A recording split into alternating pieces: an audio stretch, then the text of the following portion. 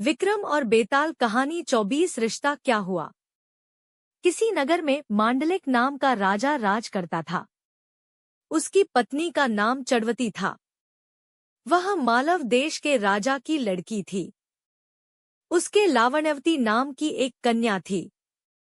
जब वह विवाह के योग्य हुई तो राजा के भाई बंधुओं ने उसका राज्य छीन लिया और उसे देश निकाला दे दिया। राजा रानी और कन्या को साथ लेकर मालव देश को चल दिया। रात को वे एक वन में ठहरे। पहले दिन चलकर भीलों की नगरी में पहुंचे। राजा ने रानी और बेटी से कहा कि तुम लोग वन में छिप जाओ, नहीं तो भील तुम्हें परेशान करेंगे।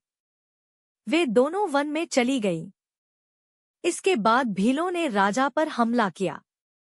राजा ने मुकाबला किया, पर अंत में वह मारा गया। भील चले गए। उसके जाने पर रानी और बेटी जंगल से निकलकर आईं और राजा को मरा देखकर बड़ी दुखी हुईं। वे दोनों शोक करती हुईं एक तालाब के किनारे पहुंची।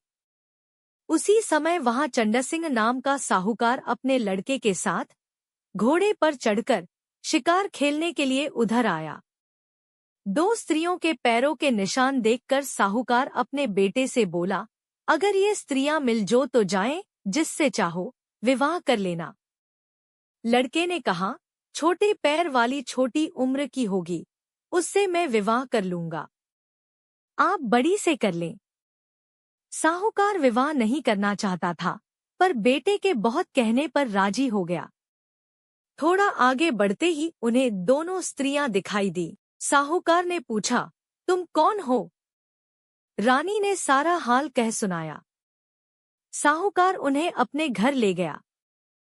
संयोग से रानी के पैर छोटे थे, पुत्री के पैर बड़े। इसलिए साहूकार ने पुत्री से विवाह किया। लड़के ने रानी से हुई और इस तरह पुत्री सास बनी और माँ बेटे की बहू। उन दोनों के आगे चलकर कई संतानें हुईं। इतना कहकर बेताल बोला, राजन, बताइए, माम बेटी के जो बच्चे हुए उनका आपस में क्या रिश्ता हुआ? यह सवाल सुनकर राजा बड़े चक्कर में पड़ा। उसने बहुत सोचा, पर जवाब न सूझ पड़ा। इसलिए वह चुपचाप चलता रहा। बेताल यह देखकर बोला, राजन, कोई बात नहीं है। मैं तुम्हारे धीरज और पराक्रम से खुश हूँ। मैं अब इस मुर्दे से निकला जाता हूँ।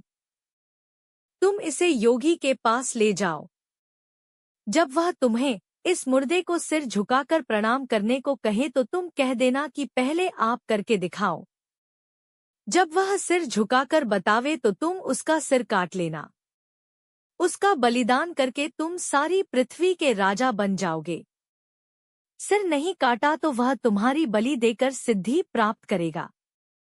इतना कहकर बेताल चला गया और राजा मुर्दे को लेकर योगी के पास आया।